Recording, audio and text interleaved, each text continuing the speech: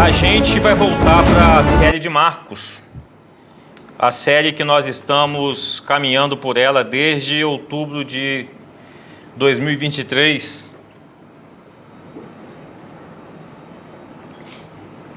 Não sei se vocês conhecem Paul Sartre, ouviram falar em Paul Sartre? Quem já ouviu falar? É um filósofo existencialista francês, acho que é francês. Ele escreveu um livro chamado O Muro, em 1939. E a obra O Muro, de Jean-Paul Sartre, publicada em 1939, é uma das narrativas mais impactantes do autor. É um exemplo clássico de existencialismo. O que é existencialismo? Eu creio que apenas nessa vida, nesse mundo, somente nessa existência, não tem nada além dessa existência. Então é um livro que tem uma coleção de contos que mergulha na angústia humana, na angústia diante da liberdade que o ser humano se encontra para definir o seu destino, ou para decidir a sua vida por conta própria. É uma angústia em relação à morte e da falta de sentido à vida. Então, ele é conhecido por sua filosofia da liberdade radical e da responsabilidade individual para dar rumo à sua própria vida.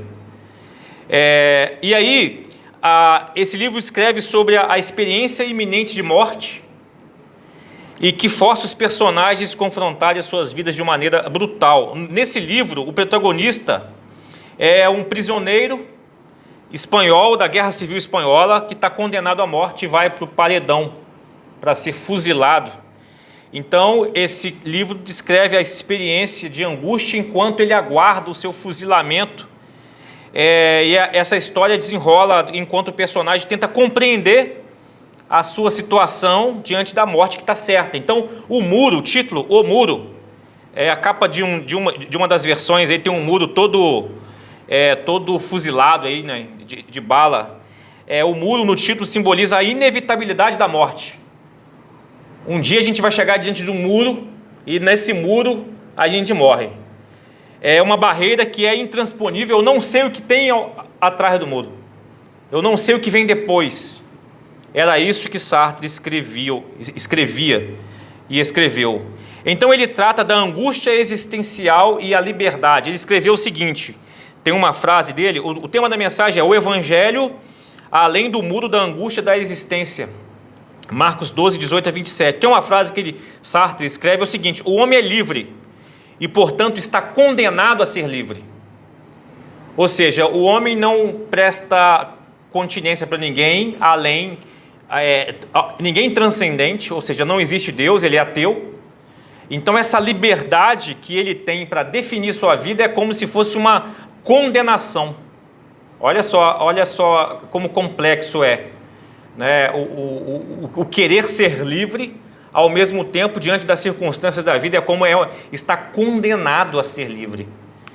E também ele disse assim: eu sabia que em algum lugar que a minha vida não tinha valor, mas de repente percebi que o valor de uma vida humana não tinha importância.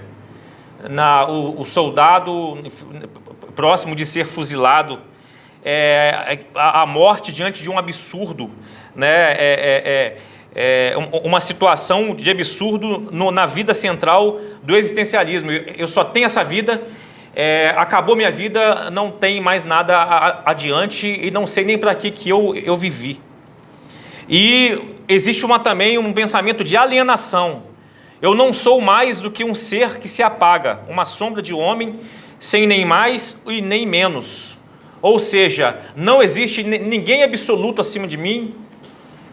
Então, é uma alienação aprisionada dentro do planeta Terra, onde na ânsia da morte, na véspera da morte, ele não sabe que tem um Deus, algo transcendente. E aí, ao enfrentar esse muro, ao estar diante de um muro, significa o fim da vida, não tem mais para onde ir, vai morrer ali, significa que está alienado de qualquer outra realidade que não seja a experiência de fim. Chegou diante do muro, é o fim. Acabou. Não tem mais nada. Tudo que eu construí, toda a história, todas as experiências, elas chegaram para mim ao fim, né? A experiência da minha própria finitude e da liberdade que agora eu vou ter que enfrentar. Qual é a resposta do Evangelho para isso? O que o Evangelho tem de resposta nesse sentimento de alienação, que não tem um Deus transcendente, está acima de tudo e de todos, que morreu, acabou? Que resposta o Evangelho tem para isso? E eu ainda digo que uma grande parte dos cristãos desconhecem o que tem do outro lado do muro. Não sabem explicar o que tem do outro lado do muro. No velório da minha mãe ainda tinha gente dizendo que foi ensinado pelo pastor dela que morreu, está dormindo, não tem consciência de nada, né? Mas vamos ver o que Jesus falou sobre isso. Vamos lá, Marcos capítulo 12, 18 a 27. Eu coloquei aí também. O texto diz assim na Nova Versão Transformadora: depois vieram a Jesus alguns saduceus, líderes religiosos, que afirmam não haver ressurreição dos mortos, e perguntaram: mestre, Moisés nos deu uma lei segundo a qual, se um homem morrer sem deixar filhos, o irmão dele deve se casar com a viúva e ter um filho que dará continuidade ao nome do irmão. Numa família havia 7 irmãos. O mais velho se casou e morreu sem deixar filhos. O segundo irmão se casou com a viúva, mas também morreu sem deixar filhos. Então, o terceiro irmão se casou com ela. O mesmo aconteceu até o 7º irmão, e nenhum deixou filhos. Por fim, a mulher também morreu. Diga-nos de quem ela será esposa na ressurreição. Afinal, os 7 já se casaram com ela. Saduceus era um grupo era diferente dos fariseus, tá? Fariseus e saduceus são grupos diferentes, grupos judaicos, mas os saduceus diferiam num dos aspectos que eles não acreditavam na vida pós-morte, na ressurreição. Aí o verso 24, Jesus fala o seguinte, ó: Jesus respondeu: o erro de vocês está em não conhecerem as Escrituras nem o poder de Deus. Pois quando os mortos ressuscitarem, não se casarão, nem se darão em casamento. Nesse sentido, serão como os anjos do céu. Agora, quanto a haver ressurreição dos mortos, vocês não leram a esse respeito nos escritos de Moisés, no relato sobre o arbusto em chamas, ou a sarça ardente em fogo? Deus disse a Moisés: eu sou o Deus de Abraão, o Deus de Isaque e o Deus de Jacó. Portanto, ele é o Deus dos vivos e não dos mortos. Vocês estão completamente enganados. Olha que coisa fantástica. O verso 18, que a gente leu, os saduceus afirmavam não haver ressurreição dos mortos. E Jesus diz: vocês estão errando por não conhecerem as Escrituras e nem o poder. Conhecimento das Escrituras, falta de conhecimento das Escrituras, do que está escrito, e falta de conhecimento do poder de Deus. Vocês não leram? Vocês não leram nos escritos de Moisés? Ou seja, está explícito que quando Deus diz: eu sou o Deus de Abraão, de Isaque e de Jacó, não era o que os patriarcas estavam na memória histórica de Deus. Quando Deus aparece a Moisés e diz isso, Abraão, Isaque e Jacó já tinham morrido há muitos anos. Mas Deus cita que ele era o Deus deles. Então, Deus está apontando para a continuidade da vida de Abraão, de Isaque e de Jacó. Deus está apontando para relacionamento dele contínuo com Abraão, com Isaque e com Jacó. Então, se Deus se relacionava com os patriarcas e diz que eles estão vivos, o texto que a gente leu, eles estão vivos. Eles não estão dormindo, eles não estão mortos, eles estão vivos. Então, limitar que a vida chega até o fim, até o muro, de Paul Sartre, para a gente, de alguma maneira, ser fuzilado, né, seja pela enfermidade, seja literalmente fuzilado, é o fim e acabou, está totalmente contrário ao conceito do Evangelho. Então, quando a afirmação de que ele não é Deus de mortos, mas de vivos, Jesus está ensinando que Deus sustenta a vida eterna. Então, a morte para Deus não é o fim, mas é uma transição para uma existência contínua e viva na presença dele. É isso que Jesus está dizendo. Aí um teólogo, um excelente teólogo disse assim, ó, a vida eterna não é apenas uma promessa futura, mas é uma realidade espiritual que começa com um novo nascimento em Cristo. Então, Paul Sartre, na sua filosofia existencialista, no aqui e agora, cheguei no limite do muro, e quem pensa dessa forma,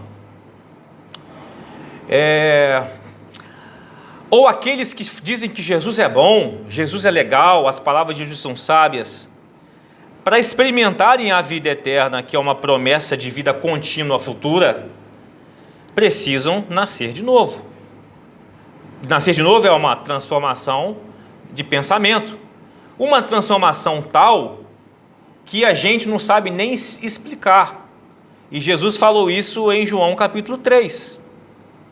Olha o verso 3. Eu lhe digo a verdade, quem não nascer de novo não verá o reino de Deus. Aí Nicodemos, que era um mestre, no verso 4, aí, como pode um homem velho nascer de novo? Vai voltar para o ventre da mãe, nascer pela segunda vez? Jesus disse, eu lhe digo a verdade, ninguém pode entrar no reino de Deus sem nascer da água e do Espírito. Os seres humanos podem gerar apenas vida humana, mas o Espírito dá luz e vida espiritual. Não se surpreenda que eu digo, é necessário nascer de novo. Para quem que Jesus está falando é necessário nascer de novo? Não é só para o Paul Sartre, que era ateísta, não. Ele está dizendo para Nicodemos, que era um crente, que conhecia o Antigo Testamento, a chamada Escritura. Por quê? Olha o verso 2. Certa noite veio falar com Jesus e disse, Rabi, mestre, né? Todos nós sabemos que Deus enviou o Senhor para nos ensinar. Seus sinais são a prova de que Deus está com o Senhor. Ou seja, Jesus é poderoso, enviado de Deus. Reconhecer isso não é o suficiente. Jesus está falando, você tem que nascer de novo. Tem que haver uma alteração aí na sua forma existencialista de viver. Aí o verso 8, o vento sopra onde quer, o vento do Espírito, né? A ação do Espírito. Você ouve o vento, não é capaz de dizer de onde ele vem, nem para onde vai. É incapaz de explicar como as pessoas nascem do Espírito. É incapaz de explicar como que as pessoas creem. Como que as pessoas ultrapassam o muro da finitude da existência. É só por meio do Espírito. Então Jesus disse, ó, Deus não é Deus dos mortos, mas Ele é Deus dos vivos. Todos os que morreram estão vivos. Isso te conforta? Isso te alegra? Então, como estão as pessoas que já morreram em Cristo? Aproveitando o gancho de Marcos capítulo 12, inclusive eu já preguei algo parecido em 2019, em janeiro de 2019, o Paulo André estava lá, a Alê estava também, né, Alê? Como estão as pessoas que já morreram em Cristo? Vamos desvendar o que está além do muro, da angústia da existência. Aí a gente pode citar aqui o termo estado intermediário. O que é o estado intermediário? É a existência intermediária de uma pessoa entre a morte e a ressurreição universal dos crentes. Para além do muro, né? O estado intermediário refere-se ao período entre a morte e a ressurreição, no qual a alma do crente experimenta uma existência consciente na presença de Cristo no céu. Durante esse intervalo, a alma separada do corpo não reside em um estado puramente físico. A substância que compõe esse corpo no estado intermediário não é completamente revelada nas Escrituras. mas existe um corpo. E a gente vai ver aqui como que as Escrituras tratam. O estado intermediário, ele não é um castigo para os cristãos. É a libertação de um aprisionamento. O apóstolo Paulo escreve na 2 Coríntios 5,4, diz assim, ó, enquanto estamos nessa casa, ou ele usou a melhor tradução, enquanto estamos nesse tabernáculo, que significa barraca, nas Escrituras, toda vez que for escrito tabernáculo é uma barraca. O apóstolo Paulo fala assim, enquanto estamos nessa barraca, a gente geme e se angustia com o sofrimento. Mas nós temos confiança e preferimos estar ausentes do corpo e habitar com o Senhor. Ou seja, habitar com o Senhor é melhor do que gemer dentro no corpo considerado uma barraca. Agora, o estado intermediário só é terrível e ruim para os crentes que são materialistas, porque eles acreditam que espera só em Cristo nessa vida. E o texto disse que, 1 Coríntios 15, 19, que fala da ressurreição, se esperamos em Cristo só nessa vida, somos os mais miseráveis de todos os homens. E aí, Tessalonicenses capítulo 4, 13 diz, irmãos, não queremos que vocês sejam ignorantes, tenham falta de conhecimento a respeito dos que dormem no Senhor, dos que morrem no Senhor. E aí eu me lembro que eu estava no velório da minha mãe e algumas pessoas em dúvida, ainda, falando, ó, fulano falou isso, ciclano falou isso. Então, como é a realidade dos salvos que morrem e aguardam a ressurreição? A primeira coisa, vida após morte versus o muro de Paul Sartre. Vamos desvendar isso. Vamos atravessar além do muro. O cristão é recebido diretamente na presença de Deus. Diretamente é recebido por Jesus. Você quer ver coisa melhor da emoção de ser recebido diretamente por Jesus? Olha só, Atos capítulo 7, Estevão, quando estava sendo apedrejado, cheio do Espírito, ele levantou os olhos para o céu, viu a glória de Deus e ele viu Jesus de pé, à direita de Deus.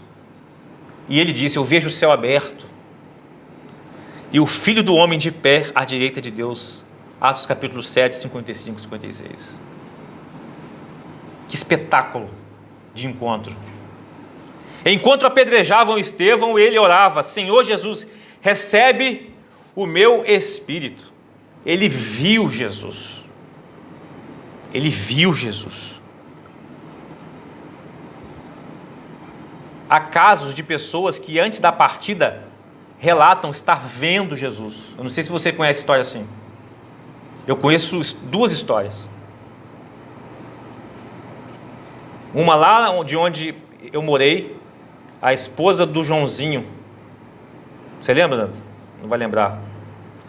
Ela estava acamada no oxigênio e ela estava no quarto. Ela disse assim, ele está entrando aqui para me buscar, ele é lindo. E ela morreu. E uma família de amigos do Léo e a família de Arrozal, uma amiga deles faleceu, mas no quarto, antes de partir, ela falou que ele está chegando para me buscar. E foi.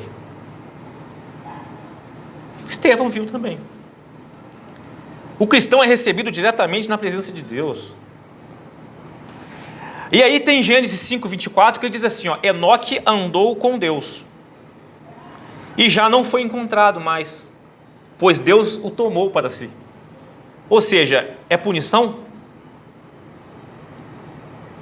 Deus tomar alguém para si. Zoou com Enoque, acabou com a vida de Enoque, destruiu os planos de Enoque. Deus o tomou para si. Enoque se deu bem. Em outras palavras, o cristão é recebido diretamente na presença de Deus. Os saduceus não acreditavam nisso.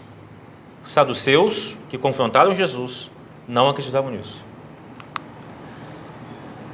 Quem passa para esse estado intermediário, vida pós-morte, está no paraíso com Jesus, na cruz. Lembra o que Jesus falou para um bandido que se arrependeu? hoje mesmo estará comigo no paraíso. Aí os adventistas que creem usam uma heresia chamada sono da alma, eles colocam uma vírgula, hoje. Hoje eu te digo, estarás comigo no paraíso, ou seja, você vai dormir primeiro, é assim que eles explicam esse texto, e depois você vai estar, eu estou te dizendo hoje, aí eles colocam uma vírgula, que não existe. E aí o apóstolo Paulo, que esteve com Jesus presente, ele diz, para mim viver é Cristo e morrer é lucro. Caso eu ficar vivendo nesse corpo, terei fruto do meu trabalho, já não sei mais o que escolher, estou pressionado dos dois lados. Olha o ponto que chegar, eu estou pressionado, vou com Jesus ou eu cuido da igreja?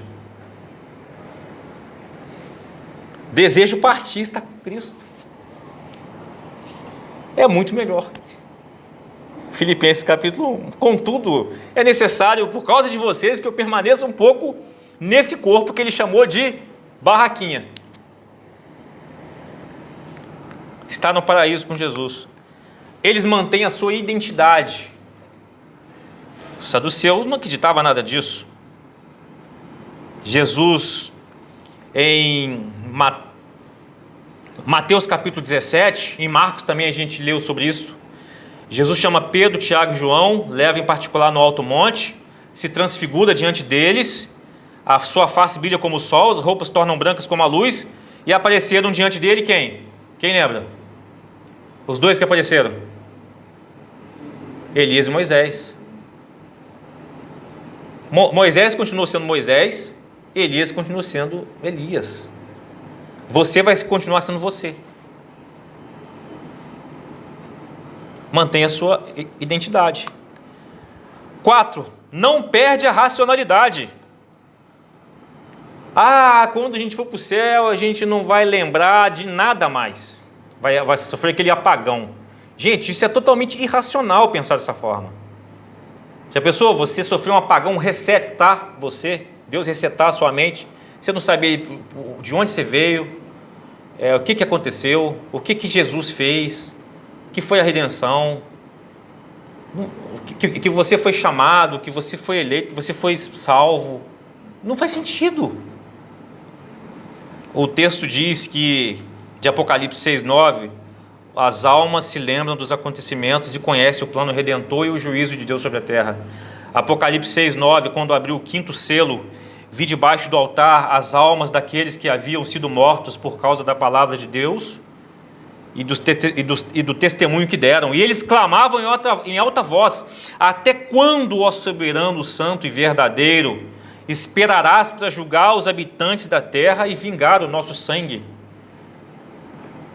Consciência, questionando Deus, com todo respeito. Até quando, santo, justo e verdadeiro? Até quando? Aí algumas pessoas pensam o seguinte: como assim? Mas aí, se eu lembrar, eu vou ficar triste lá, vou ficar nervoso, vou sair quebrando tudo, porque fulano de tal não está. Não, o texto bíblico, em Hebreus capítulo 12, verso 23, diz que os espíritos dos justos no céu são agora aperfeiçoados. Aperfeiçoados. Haverá uma maturidade que a gente não conhece, que a gente não tem atualmente. Vão ter ansiedade, né? Hã? Até quando é sinal de ansiedade também? Vai não ter ansiedade ainda que a gente tem. Pode ser assim, uma ansiedade, não uma doentia, né? Uma ansiedade respeitosa, né? Torcendo para concretizar. Isso não é pecado, torcer para concretizar as coisas, né? E olha que liberdade que Deus dá, hein? Olha que liberdade. Não tem medo de perguntar a Deus que está no trono. Até mais inteligentemente, né? Até quando, soberano, santo, verdadeiro, com respeito, né? Pergunta com respeito. Outra coisa que a gente aprende: se comunica quem está no estado intermediário, na vida pós-morte. Abraão, Isaac e Jacó, que Jesus cita, que morreu há milênios antes de Cristo, se comunica com os demais na mesma esfera de ambiente. Não há comunicação deles com os vivos. Não há essa comunicação igual o Espiritismo ensina, né? O Espírito foi lá e comunicou com fulano de tal. No caso de Moisés e Elias que apareceram a Jesus, eles se comunicaram com Jesus. Não se comunicaram com Pedro, Tiago e João. Se comunicaram com Jesus, Moisés e Elias conversando sobre o plano da redenção. Elias representando os profetas, Moisés representando a lei. Se comunicam, possuem um corpo para se vestir. Isso aqui é muito interessante. Apocalipse capítulo 6, verso 11 diz assim: então cada um deles recebeu uma veste branca. Se morre, se a vida após morte veste uma roupa, qual é a substância desse corpo que não é carne, não é osso? Existe uma substância que a gente não sabe qual é, mas que existe forma e substância, existe. Porque foi dados a eles, depois que fizeram aquele questionamento, receberam uma veste branca. Não faz sentido colocar roupa num corpo sem forma, no corpo amorfo. Não faz sentido colocar roupa num fantasma formado por gases. Não faz sentido. Existe uma substância. Qual é a substância? A Bíblia não fala. Não é para a gente saber. A gente não sabe. Mas possui um corpo. Não fica sem corpo. Algo que eu lembrei foi o seguinte, que antes de Jesus encarnar, eu sempre lembro de Ezequiel capítulo 1. Quando o profeta Ezequiel ele vê aquela carruagem, que as rodas tinham olhos, viu aquela coisa extraterrestre absurda, que ele para explicar foi difícil. E ele disse assim: e eu vi um semelhante ao Filho do Homem. Ele viu Jesus assentado num trono, ele especifica as cores do trono, Jesus num corpo, antes de encarnar como humano. Talvez o nosso corpo seja semelhante ao antes de Jesus, a encarnação. E após a ressurreição, é certo, as Escrituras deixam bem claro, que o nosso corpo será semelhante ao de Jesus ressurreto, com carne e com osso. 7, a última. Não se sente insubstancial. O que é isso, insubstancial? Alguém parte, encontra com Jesus e sente esquisito, e sente como se fosse um vento, uma alma penada, vagante, leve, sem chão, esquisito. Não se sente assim, sem forma. E por que não se sente assim? O apóstolo Paulo, em Atos 14, diz que ele apanhou tanto, que deram o apóstolo Paulo como morto. Foi constatado lá, como é que está esse? Está morto, já era.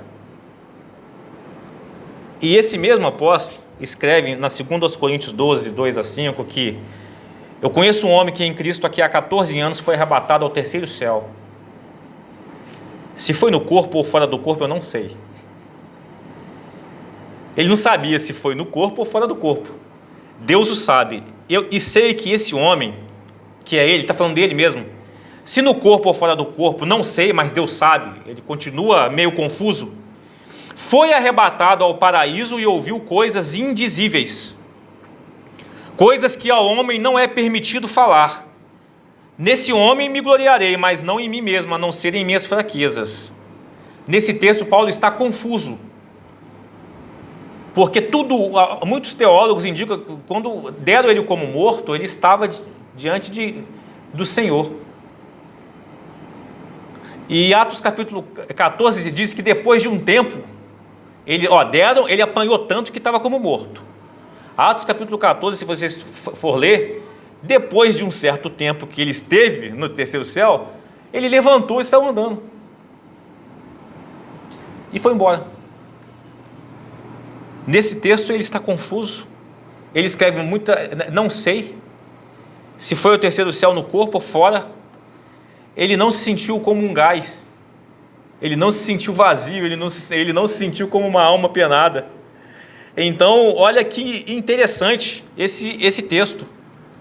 Ou seja, não se sentirá não se sente insubstancial, estranho, o vazio, vai se sentir numa normalidade inconfundível. Que exemplo fantástico as Escrituras nos deixam. Por que nós precisamos saber disso? Sproul escreve assim, o estado intermediário é melhor do que o nosso estado presente, mas não tão maravilhoso como o nosso estado final. Por que o estado final? A gente vai estar ressurreto. Aí a gente vai receber o corpo definitivo de carne e de osso semelhante ao corpo de Jesus. Por que a gente precisa saber disso? Por que Jesus disse que Deus é Deus de vivo? Abraão, Isaac e Jacó estão vivos. Existe um corpo e eles estão vivendo plenamente. Por que a gente precisa saber disso? Para que a gente tenha esperança. A gente precisa ter esperança. O apóstolo Paulo escreve: enquanto estamos nessa barraquinha, a gente geme, a gente se angustia. E aí a esperança significa o quê? Encare as suas angústias com esperança até o Senhor lhe chamar para a sua casa. Ou até o Senhor voltar, para que a gente já receba a ressurreição, a transformação. E gemendo e nos angustiando, o Espírito Santo foi dado para nos qualificar para suportar todos os sofrimentos que a gente passa. Então, irmãos, a morte não é castigo para os cristãos. Ela é a libertação de um aprisionamento. Deus, o que é o limbo dos católicos? Invenção. Não existe. O limbo é mais para criança, né? Purgatório. Não, é diferente. O purgatório é diferente do limbo.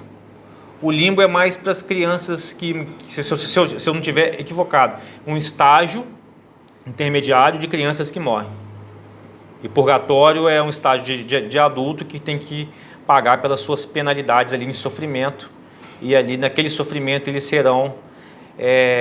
vão passar para o estágio da salvação. Né? Ou seja, o que vai salvá-los é o sofrimento que eles vão passar, e não o sofrimento de Cristo. Por isso que é uma doutrina anticristã. Né? O que Cristo fez não é o suficiente. E usaram isso, né, nas doações das moedas de ouro para construir a grande basílica. Cada moeda que caísse no fundo do cofre, aquele barulho libertaria um parente seu. Então deu muita grana, um dos motivos também que gerou a reforma protestante. Então a morte somente é terrível para os crentes que aguardam somente aqui nessa vida. Ou seja, quem partiu, a minha mãe partiu há pouco tempo. Minha mãe estava aprisionada num corpo. Ela estava aprisionada numa barraca. E no dia que eu estive lá pela última vez, eu orei: Senhor, libera minha mãe para ser livre. Libera para ser livre. Agora, os que não creem no que Jesus fez, rejeitam a soberania de Deus, a morte é terrível, porque Hebreus capítulo 9, 27 diz: o ser humano está condicionado a morrer uma vez só, depois disso é o juízo. Então a realidade do estado intermediário, ela é uma desgraça para os que rejeitam a salvação em Jesus. Agora é espetacular para os salvos em Jesus. Quem está melhor? Abraão, Isaac e Jacó, ou a gente aqui? Quem está melhor?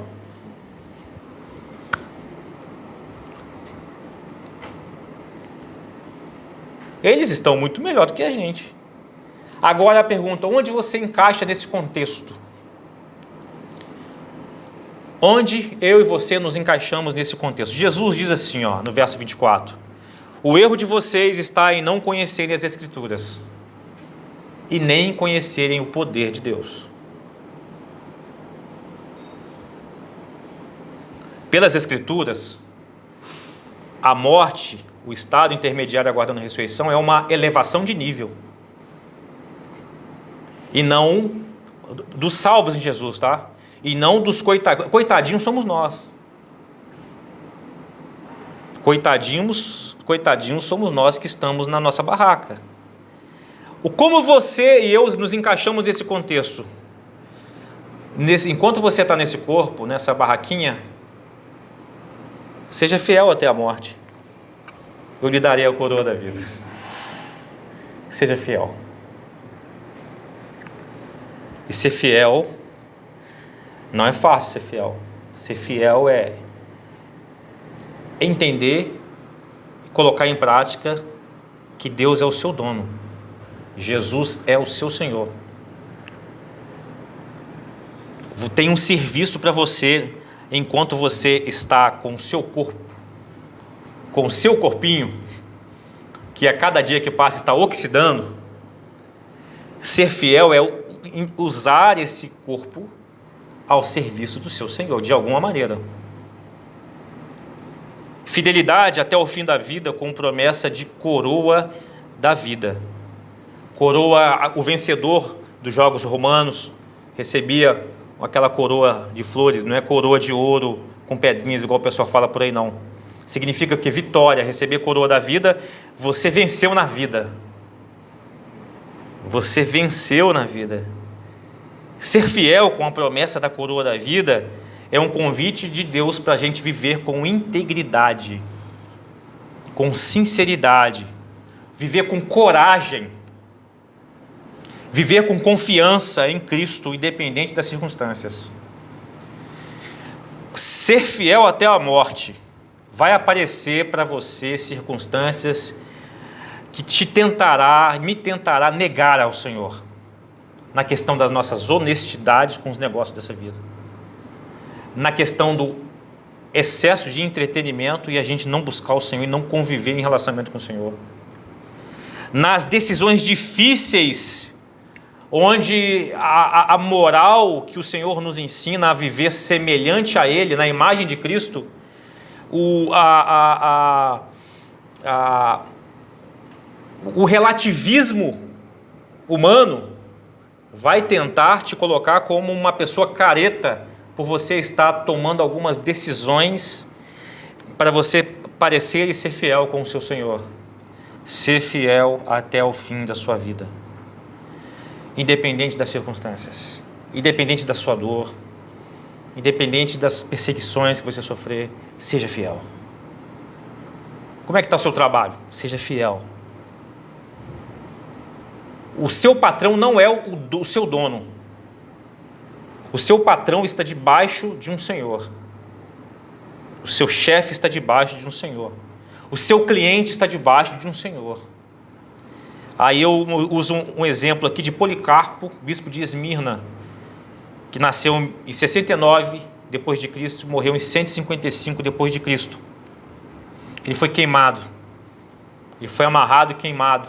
Os cristãos tentaram escondê-lo porque Roma queria matar Policarpo, queria matar os cristãos, porque eles eram considerados ateus, porque eles não adoravam César, que era o Deus. Então ateu era o cristão que servia a Cristo. Ele foi martirizado aos 86 anos de idade por se recusar a negar a Cristo. Mesmo sob a ameaça de ser queimado vivo, quando desafiado a renunciar à sua fé, ele respondeu: por 86 anos ele me tem feito bem, como eu poderia blasfemar contra o meu rei que me salvou? A história disse que quando ele sabia, ele quis se entregar, já estava cansado de ser escondido. Antes de levarem ele orou por horas num quarto ao Senhor e se entregou. Sua fidelidade até a morte é um testemunho de confiança inabalável em Cristo. Ele encarou uma fogueira que dói, que queima, que aterroriza. E quantas vezes a gente pode ser infiel por coisas tão tolas e banais. Ser fiel até a morte que vale a pena. Vale a pena. Isso aqui é só uma passagem. Você tem uma oportunidade. Então, Edilson, você está dizendo o seguinte, que se a gente morrer, a gente vai ter um corpo de uma outra substância, a gente vai continuar com o corpo, é um estágio melhor, é o melhor. Então eu não vou ligar para esse corpo, não, é o contrário, você tem que ligar para esse corpo seu aí, para o seu corpinho. Porque agora eu e você temos uma oportunidade fantástica que nunca a gente vai ter mais na vida. De Romanos capítulo 12. Apresentar esse corpinho como um sacrifício vivo a Deus, que é o seu culto com entendimento. Culto racional é que você entendeu que Deus criou todas as coisas, Deus te elegeu, Deus te salvou, Cristo morreu por você, Ele está no controle da história e agora você é livre do poder do pecado por meio de Cristo Jesus. Paul Sartre escreveu, a primeira frase está no livro dele: o homem é livre, portanto está condenado a ser livre. Então essa liberdade do ser humano para Paul Sartre é uma condenação. Mas o que o Evangelho nos ensina? É que se Cristo te libertar, verdadeiramente eu e você seremos livres. O homem, na sua liberdade própria, ele está aprisionado aos seus pensamentos fúteis, limitados, que vão parar no fim da vida diante de um muro para ser fuzilado pela doença, por qualquer outra coisa. Mas se Cristo vos libertar, verdadeiramente sereis livres para viver a sua vida, porque sabe que além do muro tem vida. O Senhor é Deus de Abraão, de Isaac e de Jacó, e Deus da minha mãe. Tem vida. Deus daqueles seus que foram em Cristo. Tem vida. Se Cristo vos libertar, Paul Sartre, você não creu nisso, Paul Sartre. Não creu. A minha vida não tem valor, mas percebi que o valor de uma vida não tinha importância. Como que é uma desgraça uma vida limitada por um muro? Como é uma desgraça. Eu não sou mais do que um ser que se apaga, uma sombra de um homem sem mais nem menos. Que miserável! Aí Deus está chamando a mim e a você, ide por todo mundo e diga que é o contrário. Diga, proclame o Evangelho, anuncie, forme discípulos. Batize-os em nome do Pai, do Filho e do Espírito Santo. É para isso que a gente foi chamado. Sabendo disso, irmão, sabendo disso, quantas pessoas você conhece que ou estão limitadas pelo muro de Paul Sartre e de outras pessoas existencialistas, ou que vão passar além do muro, todos vão passar além do muro, mas para o juízo eterno, porque eles negam ter Jesus como seu Senhor. Ore por essas pessoas, se incomode pela vida deles, fale do Evangelho para eles, peça ao Senhor autoridade, coragem, peça ao Senhor poder para alertá-los, para você ser um instrumento de salvação na vida deles. Mostre para eles esse conhecimento, para que eles vislumbrem do que os espera, de que o Senhor é Deus dos vivos. A vida não acaba aqui. E use seu corpo, seu corpinho, como oferta ao Senhor para servi-lo naquilo que Ele te colocou para fazer, que você seja sal e luz. Use o seu corpinho para ser igreja, para estar unido, para ser irmão, para abraçar, para servir, para orar, para cuidar, para aconselhar. Use, porque é o momento curto de vida que a gente tem para viver nessa barraquinha. Que o que a gente fizer com essa barraquinha que a gente tem, vai ficar um legado para toda a história. Eu faço uma pergunta para você, e já fiz para mim. Nesse curto período de vida que você tem, o que você está construindo para lá do outro lado do muro, você sentar e sorrir, puxa vida, olha o que eu pude viver, o poder de Deus, salvar pessoas, fazer o bem, glorificar a Deus, quando eu vivia naquela barraca. Aproveita isso, faça isso, façamos juntos. Vamos orar. Alguma pergunta? Alguém ficou com alguma dúvida e quer fazer essa pergunta? Pode fazer enquanto a gente é pouquinho, né? Pode fazer. O limbo é de criança? O limbo são as crianças. Não são salvas automaticamente. Ficam num lugarzinho lá. Entendeu? Horrível, né? Mais alguma coisa? Alguma pergunta? Quer perguntar, Emily? Eita, vamos lá, vamos continuar. Vamos orar, gente. Vamos orar. Lembre de alguém que partiu e foi com Cristo. E descanse que esse alguém está muito melhor do que você.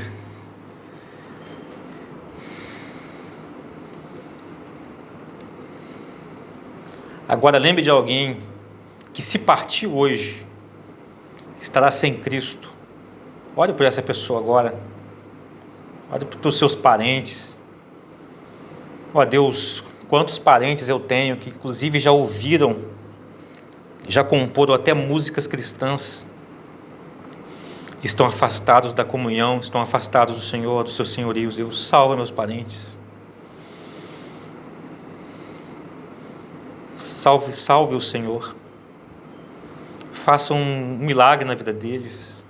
Abra os olhos deles, Senhor. Tenha misericórdia, Senhor.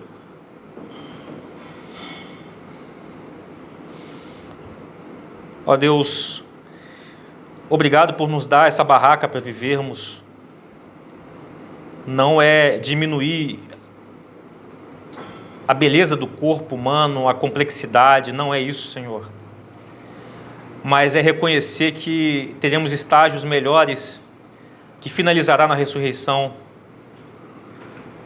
Obrigado, Senhor. Ajude-nos a usar esse corpo aqui, que cansa, que fadiga, esse corpo que é frágil, que a gente sente dor, que a gente tem enfermidades. Ajude-nos a ser fiel ao Senhor com esse corpo. Não permita, Senhor, que por coisas banais a gente deixe de servir ao Senhor, a gente deixe de estar junto, porque o corpo cansou, mas a Tua palavra nos ensinou a oferecermos como sacrifício, a nos gastarmos pelo reino, Senhor, de Deus, para servir o próximo. Dai-nos essa concepção, Senhor, que o nosso corpo é para servir ao Senhor e não para nós mesmos, não para nos gastarmos com os nossos prazeres e deleites apenas. Deus, traga-nos uma consciência do tempo que a gente usa nosso corpo para nós mesmos ou para as coisas banais, e do tempo que a gente usa para servir ao Senhor de alguma maneira, onde a gente estiver.